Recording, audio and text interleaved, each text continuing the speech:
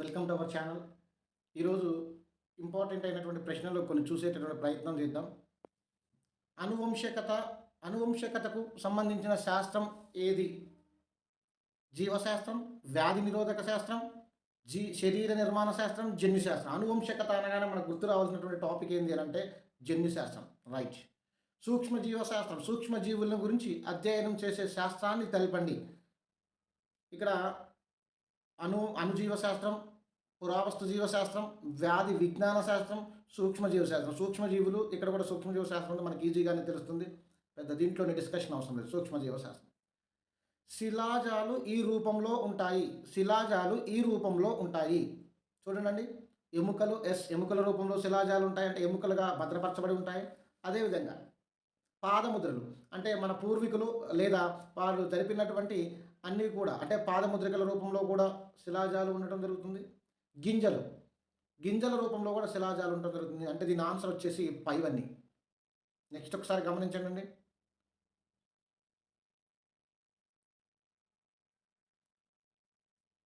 Haeckel ఈ శాస్త్రాన్ని ప్రతిపాదించాడు. కణశాస్త్రం కాదు, జీవశాస్త్రం కాదు, వృక్షశాస్త్రం కాదు. వృక్షశాస్త్రం థియోఫాస్టస్, జీవశాస్త్రం అనగానే మనకు అరిస్టాటిల్, కణశాస్త్రం అనగానే మనకు రాబర్ట్ హుక్, వీళ్ళంతా గుర్తు రావడం జరుగుతుంది. కానీ జీవావరణ శాస్త్రాన్ని లేదా ఆవరణ శాస్త్రాన్ని ప్రతిపాదించిన వ్యక్తి ఎర్నెస్ట్ హెకెల్, గుర్తుపెట్టుకోవాలి. నెక్స్ట్, తాలోఫైటా మొక్కలు ఏ శాస్త్రం అధ్యయనం చేస్తుంది? గుర్తుపెట్టుకునే ప్రయత్నం చేయాలి. తాలోఫైట్స్ అనగానే మనకి ఇక్కడ శైవలాలు మరియు శిలేంధ్రాలు తాలోఫైట్గా మనం చెప్పడం జరుగుతుంది. అదేవిధంగా సో ఇక్కడ మనకి కనిపిస్తుంది శైవలాలు రైట్ ఆన్సర్. ఇమ్యూనాలజీ అంటే వ్యాధి నిరోధక శాస్త్రం. బ్రయాలజీ అంటే బ్రయోఫైట్స్ గురించి అధ్యయనం చేసేటటువంటి శాస్త్రం.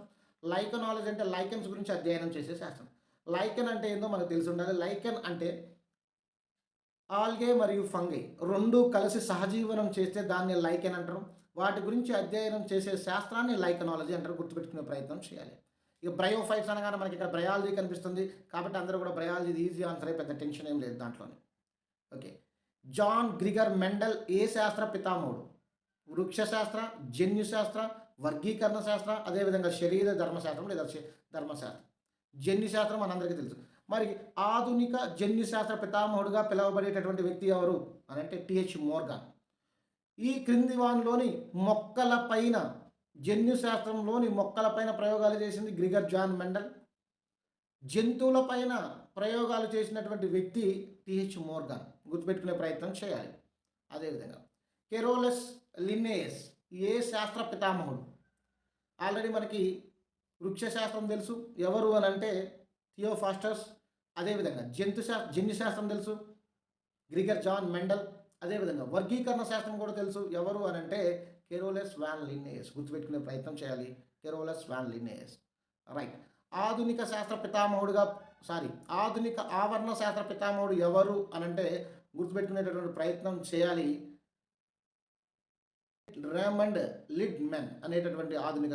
మనకి సర్ రోనాల్డ్ రాస్ గారు తెలుసు. రోనాల్డ్ రాస్ మలేరియా పైన ప్రయోగాలు చేసే. అరిస్టాటిల్ జీవశాస్త్రం మరియు జంతుశాస్త్ర పితామహుడు. అదేవిధంగా జేమ్స్ అనేటటువంటి వ్యక్తి కూడా జీవశాస్త్రానికి సంబంధించినటువంటి సైంటిస్ట్. జీవశాస్త్రం బయాలజీ అనేటటువంటి శాస్త్రాన్ని మొట్టమొదటిగా ఉపయోగించింది ఎవరు? బయాలజీ అనేటటువంటి పదాన్ని ప్రయోగించింది ఎవరు అంటే క్వశ్చన్ ఫ్రేమింగ్ కరెక్ట్గా ఉండేదేమో. థియోఫాస్టస్ కాదు, మనకు తెలుసు థియోఫాస్టస్ బోటనీ పితామహుడు. ఇక్కడ మనకు కనిపిస్తున్నారు జీన్ లామార్క్ గారు మొట్టమొదటిగా బయాలజీ అనేటటువంటి పదాన్ని ఉపయోగించడం జరిగింది. వాట్సన్ క్రిక్ అనగానే మనకు తెలుసు ఎవరు అని అంటే జన్యుశాస్త్రంలోని డిఎన్ఏ స్ట్రక్చర్ని ఐసోలేట్ చేసినటువంటి వ్యక్తులు ఎవరు అని అంటే Watson and Crick. Next, Robert గాలే. మీరు కన్ఫ్యూజ్ కావద్దు. రాబర్ట్ గాలే అనగానే ఆయన కనుగొన్నటువంటిది ఏంటి అంటే హెచ్ఐవి వైరస్ వల్ల ఎయిడ్స్ వస్తుంది. మీరు అందరూ కూడా తప్పు పెట్టే అవకాశం ఉంది ఎయిడ్స్ అని. ఎయిడ్స్ వ్యాధిని కనుగొంటాం కాదు, హెచ్ఐవిని కనుగొన్నారు రాబర్ట్ గాలే. ఓకేనా.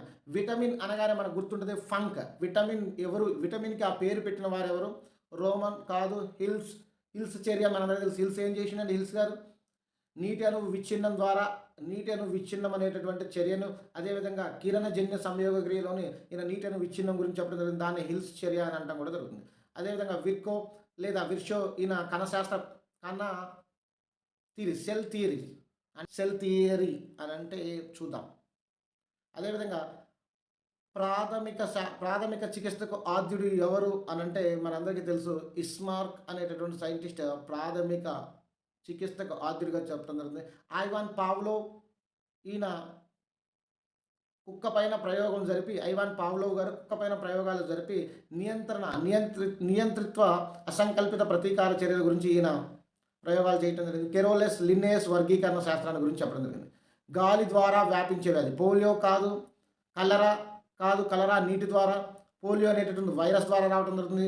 గౌద బిళ్ళలు కూడా అదేవిధంగా గాలి ద్వారా సంభవించడం జరుగుతుంది. గౌద బిళ్ళలు టైఫాయిడ్ అనేటటువంటిది కలుషితమైనటువంటి నీటి ద్వారా సంభవించడం జరుగుతుంది. కాబట్టి ఇక్కడ రైట్ ఆన్సర్ వచ్చేసి గౌద బిళ్ళలు. నీటి ద్వారా వ్యాప్తి చెందే వ్యాధికి ఉదాహరణ చెప్పాలండి. మనం ఒకసారి చూడండి, ఇక్కడ కలరానా, గౌద బిళ్ళ ఆల్రెడీ మనం కలరా చూసినాం, గౌద బిళ్ళలు గాలి ద్వారా అని చెప్పుకున్నాం.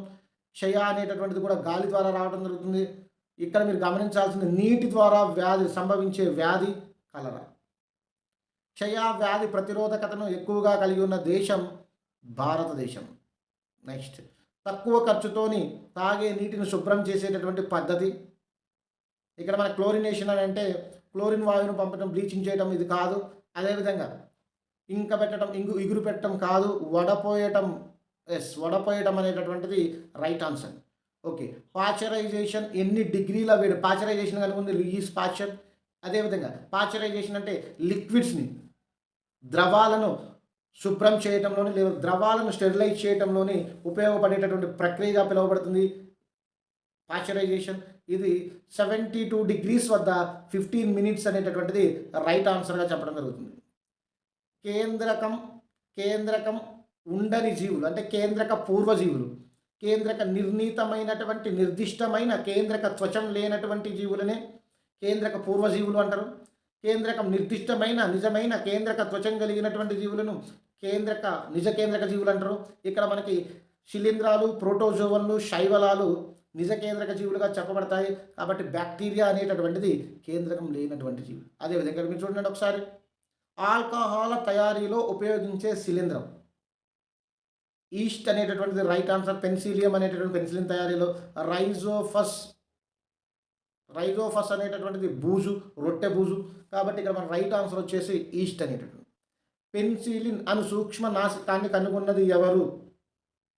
అలెగ్జాండర్ ఫ్లెమింగ్ అంటే ఎవరు అనంటే మొక్కల్లోని ప్రాణం ఉందని చెప్పినటువంటి వ్యక్తి.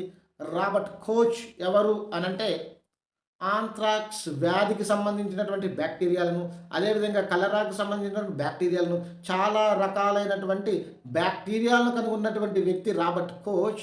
అయితే ఆంథ్రాక్స్కి మందు కనుగొన్నటువంటి వ్యక్తి మాత్రం ఎవరండి? ఆంథ్రాక్స్కి మందు కనుగొన్నటువంటి వ్యక్తి లూయిస్ పాశ్చర్. టీకాను కనుగొన్న వ్యక్తి. కానీ ఆ వ్యాధిని కలిగించేటటువంటి జీవుల్ని కనుగొన్నది రాబర్ట్ కోచ్. విలియం హార్వే అనగానే మనకు గుర్తొస్తుంది రక్త ప్రసరణ. కానీ ఇక్కడ పెన్సిలిన్ కనుగొన్నటువంటి వ్యక్తి అలెగ్జాండర్ ఫ్లెమింగ్. మైక్రోస్కోప్ ద్వారా బ్యాక్టీరియాను వర్ణించిన వారిలో ప్రథముడు. మనకు తెలుసు మైక్రోస్కోప్ అనగానే మనకు గుర్తు రావాల్సింది యాంటన్ వాన్ లీవెన్హాక్. మైక్రోస్కోప్ను తయారు చేసింది యాంటన్ వాన్ లీవెన్హాక్. అదేవిధంగా మైక్రోస్కోప్ ద్వారా గుర్తుపెట్టుకోవాలండి, మైక్రోస్కోప్ ద్వారా బ్యాక్టీరియాను వర్ణించినటువంటి వ్యక్తి లూయిస్ పాశ్చర్. గుర్తుపెట్టుకునే ప్రయత్నం చేయాలి. అదేవిధంగా విలియం హార్వే అంటే రక్త ప్రసరణ మనందరికీ తెలుసు. లీవెన్హాక్ అంటే మైక్రోస్కోప్ని కనుగొన్నటువంటి వ్యక్తి యాంటన్ వాన్ లీవెన్హాక్. ఆంథ్రాక్స్కి టీకాని కనుగొన్నటువంటి వ్యక్తి లూయిస్ పాశ్చర్. గుర్తుపెట్టుకునే ప్రయత్నం చేయాలి. విలియం హార్వే అంటే రక్త ప్రసరణ మనందరికీ తెలుసు. ర్యాబిస్కి టీకాని కనుగొన్నటువంటి వ్యక్తి కూడా ఎవరు అంటే లూయిస్ పాశ్చర్. ర్యాబిస్కి టీకాను, ఆంథ్రాక్స్కి టీకాను, పాలు, ద్రాక్షారసం వంటివి సూక్ష్మజీవుల వల్ల చెడిపోతాయని చెప్పిన వ్యక్తి లూయిస్ పాశ్చర్. పాలను శుద్ధి చేయటానికి పాశ్చరైజేషన్ కనిపెట్టిన వ్యక్తి లూయిస్ పాశ్చర్. గుర్తుపెట్టుకునే ప్రయత్నం చేయాలి. రొనాల్డ్ రాస్ అంటే మైక్రో ఆర్గానిజమ్స్ అంటే ప్లాస్మోడియం వైవాక్స్ని రాస్ సైకిల్ కనుగొనడం జరిగింది. ఓకేనా. ఎర్రటి మచ్చలు రుబెల్లా ఎవరు కనుగొన్నారు? అబూ బుకర్. గుర్తుపెట్టుకునే ప్రయత్నం చేయాలి. అబూ బుకర్. ఎడ్వర్డ్ జెన్నర్ ఏ మందుని కనుగొన్నారు? ఎడ్వర్డ్ జెన్నర్ మచూచి వ్యాధికి మందుని కనుగొనడం జరిగింది. గుర్తుపెట్టుకునే ప్రయత్నం చేయాలి. ఎడ్వర్డ్ జెన్నర్ అనగానే మనకి యాంటీబయోటిక్స్ గుర్తుపెట్టుకునే ప్రయత్నం చేయాలి. భారతదేశంలో నివసించిన బ్రిటిష్ వైద్యుడు, భారతదేశంలో నివసించిన బ్రిటిష్ వైద్యుడు విలియం హార్వే. ప్లేగ్ వ్యాధికి ప్లేగ్ వ్యాధికి మందు కనుగొని టెట్రాసైక్లిన్ని కనుగొన్న వ్యక్తి ఎల్లాప్రగడ సుబ్బారావు గారు. గుర్తుపెట్టుకోవాలి, ఎల్లాప్రగడ సుబ్బారావు గారు, Robert hook, William Harvey and Yellapragada Robert hook అంటే కణాన్ని కనుగొన్నారు. అదేవిధంగా విలియం హార్వే రక్త ప్రసరణ. అబు సలీం అలీ, ఈయన ఆర్నిథాలజిస్ట్, ప్రముఖ ఆర్నిథాలజిస్ట్. ఆర్నిథాలజీ అంటే పక్షుల గురించి అధ్యయనం చేయటం. అట్లాగే ఈయనకి పాల్గట్టి అవార్డు కూడా రావడం జరిగింది. Abul Ali. Right answer plague వ్యాధికి టెట్రాసైక్లిన్ అనగానే ఎల్లా ప్రగడ సుబ్బారావు గారిని గుర్తుపెట్టుకోవడం జరగాలి. ఈయన ఔషధ మాంత్రికుడిగా కూడా పిలవడం జరుగుతుంది, ఎల్లా ప్రగడ సుబ్బారావు గారిని. రైట్. నెక్స్ట్, మొక్కల పెరుగుదలను గుర్తించేటటువంటి క్రెస్కోగ్రాఫ్ని కనుగొన్నటువంటి వ్యక్తి ఎవరు అని అంటే జగదీష్ చంద్రబోస్. జగదీష్ చంద్రబోస్ గారు మొక్కలకు ప్రాణం ఉన్నదని చెప్పారు జగదీష్ చంద్రబోస్ గారు. అదేవిధంగా అలెగ్జాండర్ ఫ్లెమింగ్ అనగానే మనకు గుర్తు రావాలి యాంటీబయాటిక్స్. పంచనన్ మహేశ్వరి గారు అనగానే మనకు గుర్తు రావాలి పిండోత్పత్తి శాస్త్రం. రాబర్ట్ కోష్ అనగానే మనకు గుర్తు రావాలి వివిధ రకాలైనటువంటి బ్యాక్టీరియాలను కనుగొని ఆంథ్రాక్స్, అట్లాగే ఆంథ్రాక్స్కి సంబంధించినటువంటి బ్యాక్టీరియాని కనుగొనడం జరిగింది. వివిధ రకాలైనటువంటి బ్యాక్టీరియాలను కనుగొన్న వ్యక్తి రాబర్ట్ కోష్. గుండెకు రక్త ప్రసరణ గురించి అధ్యయనం చేసిన లేదా విధానాన్ని కనుగొన్నది రాబర్ట్ కోష్ కాదు, అలెగ్జాండర్ ఫ్లెమింగ్ కాదు. అదేవిధంగా మార్సోలో మాల్ఫీజీ కూడా కాదు. మాల్ఫీజీ గారు ఏం కను అలెగ్జాండర్ ఫ్లెమింగ్ యాంటీబయాటిక్స్ మీకు తెలుసు, పెన్సిలిన్. అదేవిధంగా రాబర్ట్ కోచ్ మనం ఇందాకే చెప్పుకున్నాం. రాబర్ట్ కోచ్ గారు వివిధ రకాలైన బ్యాక్టీరియాలను కనుగొన్నారు. అదేవిధంగా విలియం హార్వే రక్త ప్రసరణ గురించి కనుగొన్నటువంటి వ్యక్తి. అదే ప్లీజ్ సబ్స్క్రైబ్ అవర్ ఛానల్. దయచేసి మన ఛానల్ని సబ్స్క్రైబ్ చేసే ప్రయత్నం చేయండి, లైక్ చేయండి. మనం ఇంత కష్టపడి చేస్తున్నాం కాబట్టి మీరు చిన్న లైక్ ఇచ్చి మాకు సపోర్ట్గా ఉండాలని కోరుకుంటున్నాం. అదేవిధంగా దయచేసి మన వీడియో నచ్చినట్టయితే షేర్ చేయండి. అదేవిధంగా మీరు చిన్న లైక్ ఇచ్చి మమ్మల్ని ఎంకరేజ్ చేస్తారని ఆశిస్తున్నాం. Thank you one and all.